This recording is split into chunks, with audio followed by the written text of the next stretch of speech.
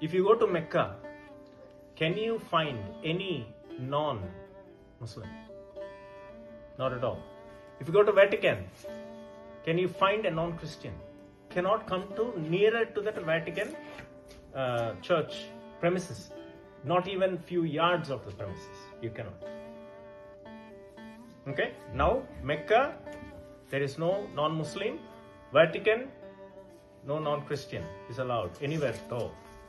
The people who work in TTD, Devasthanam, there are a lot of Christians. Can you imagine how we are functioning? So, ఆలోచించండి మనం ఎట్లా ఉన్నాం ఎక్కడ ఉన్నాం ఎట్లా ఉన్నాం అనేది ఆలోచించాలి. ఢిల్లీలో yesterday, I don't know how many of you watched the video. The train was going, it's a local train. One Hindu boy was talking to a Muslim girl. Talking. Crowded train. Two Muslim girls came, shouted at him. No relation. They don't know them at all. They came and started shouting at him, yelling at him, saying, "How dare you talk to a Muslim girl?"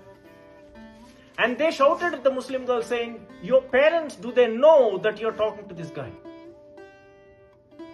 Normal. A girl and a boy are talking.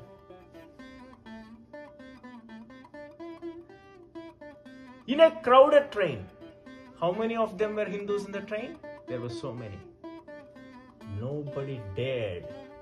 Just imagine, if the train is full of Muslims, if a girl is talking to a Hindu boy, what would have happened to that boy?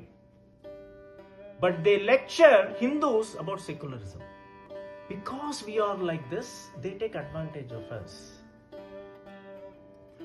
A few years ago, just because a principal said, "Hey, coming to an exam with the closed faces, we don't know who is who. So don't wear that burqa, because I have to see who you are." They made a big procession. They threatened the principal of the school. In England, in London, in a park, there were organization and association of women, Muslim women, having full burqas. A English lady, she was taking a video. They came and attacked her. And she said, "Are we in England or are we in some Syria or somewhere?" They said, "We will take over England." Open threat. Women.